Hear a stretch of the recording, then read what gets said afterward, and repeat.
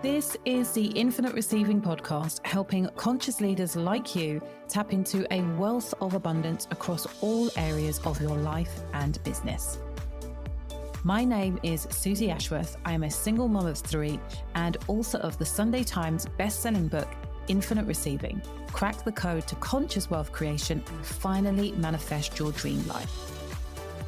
On this show, I'll be sharing with you how you can upgrade your identity and your reality to create the life that you have been dreaming of. Because you are ready to be an infinite receiver. Hello, you gorgeous human beings. It is Susie Ashworth here, and you are listening to the Infinite Receiving Podcast. And I am coming straight in with part 2 of the confidence trap. I really appreciate the feedback that you gave from the last episode, and I am excited to dive into the trust part of this conversation because I think that it is huge. So many times a person stops themselves from taking the action that they want to take, i.e., joining the program, committing to going out on a date, changing their eating habits so that they're healthy, starting a new exercise program. So many times a person stops themselves from doing what they know that they need to do because of all of the previous times they have made a commitment to something and then they haven't followed through. And so it's not that they don't trust you or they don't trust the program or the possibility of getting the results. They have decided that they are not trustworthy. And the question then is, how do I know that I can trust myself this time? How do I know things are going to be different this time? I'm not sure that things are going to be different this time. I don't think that I've changed. I can tell you 500 other things I've committed to, and I'm not following through, even though I know what I need to be doing. I can't trust myself. I will come back to you when I have worked out what I need to do in order to become trustworthy. Guess what? It doesn't work like that. And when you're asking yourself the question, how do I become trustworthy? Or how do I know that I can trust myself? You're actually asking the wrong question, because the reason that you are following through isn't because you're not disciplined enough. It isn't because you lack the motivation over a period of time. It isn't that you just don't follow through. And when you get your head around this, it will be absolutely life-changing. In fact, I would go as far to say that understanding this concept and seeing how you can rewire yourself to be the person who gets the results because you're in the room. You can't get the results if you're not even in the room. So when you rewire and implement this awareness into your everyday life, it is going to change everything.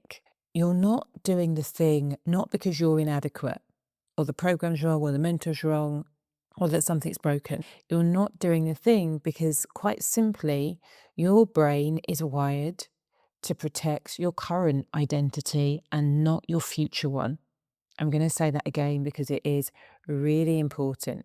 Your brain is wired to protect your current identity and not your future one. So what this means is that the real issue is that your nervous system and identity are still calibrated to the version of you that got you to this place, but not the version of you that you are becoming. And your body will always vote for familiar over expansive, over how it feels to be sat in the growth zone, because growth is inherently uncomfortable. So, what is going on is that your current identity doesn't match the commitments that you're making.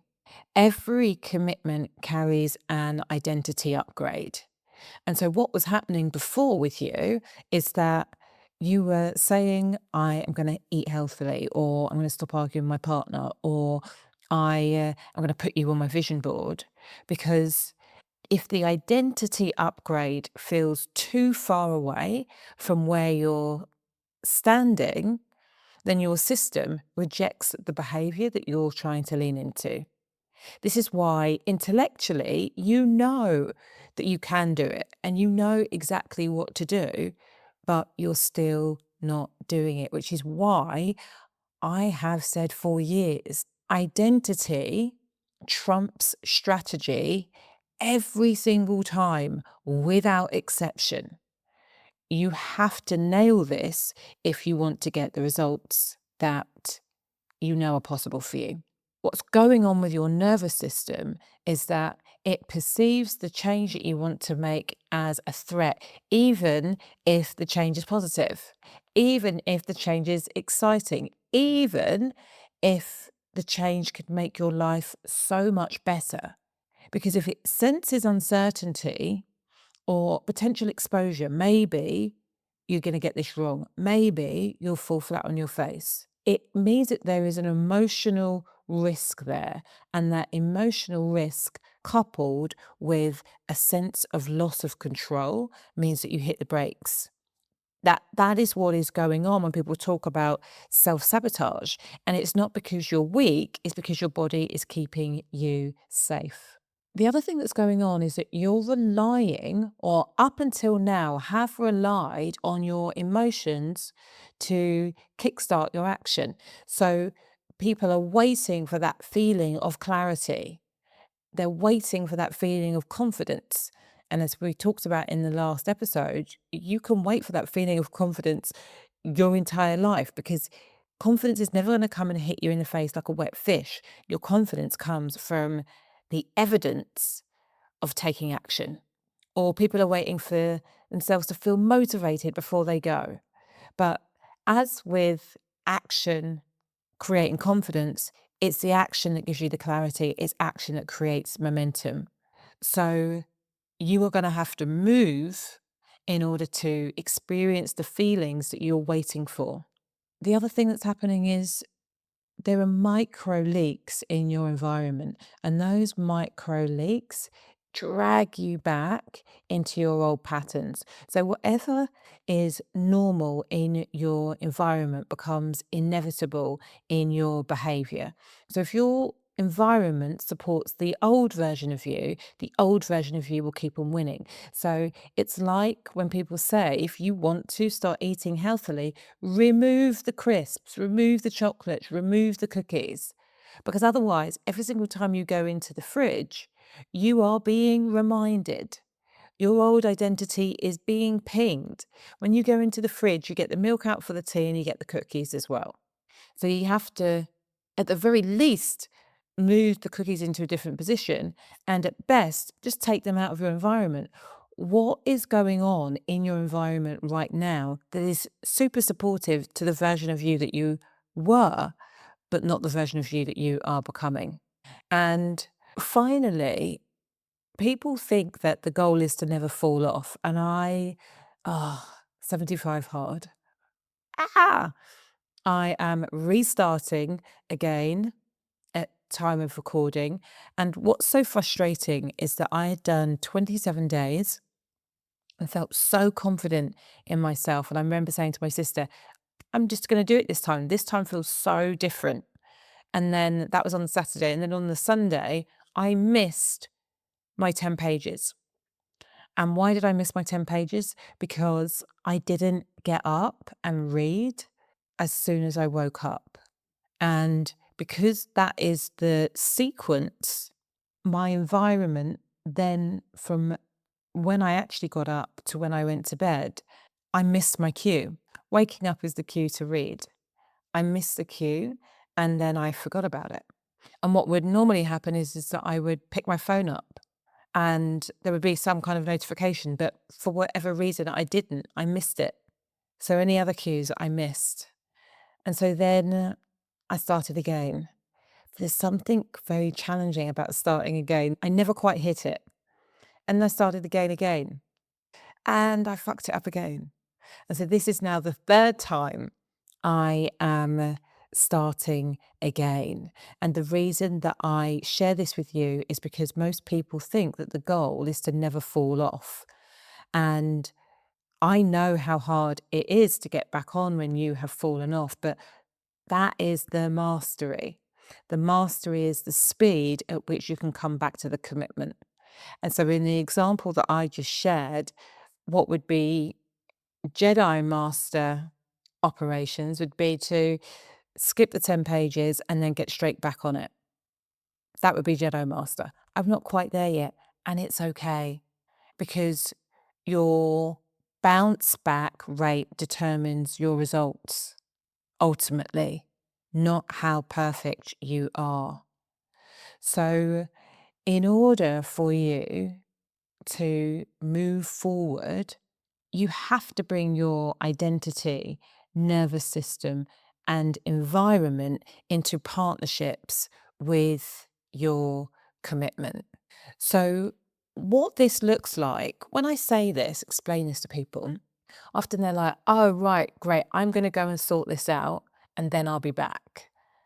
And what I want to say to you is across the board, actually, because I understand that in order for people to get practical results, we have to get the energetics aligned.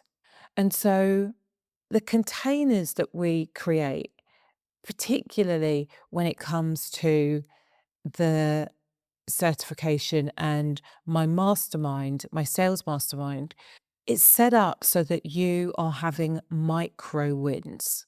We're breaking down exactly what you need to do and giving you one task to focus your energy and attention on. And because you're only getting one task instead of 500, you're able to take action and create bite-sized wins, which when coupled with celebration, which we talk a lot about across all of my programs, you're able to consistently and repeatedly say, God, I just did that. I just did that. I just did that. Because you are getting micro win after micro win after micro win, that's the evidence that you need to start rewiring your identity, which is way more powerful than any pep talk. Because every time you take a small action, what you're doing is reinforcing you can trust yourself. In real time, you are becoming the person who does what they say they're going to do. And we've structured the programs to really support you in that.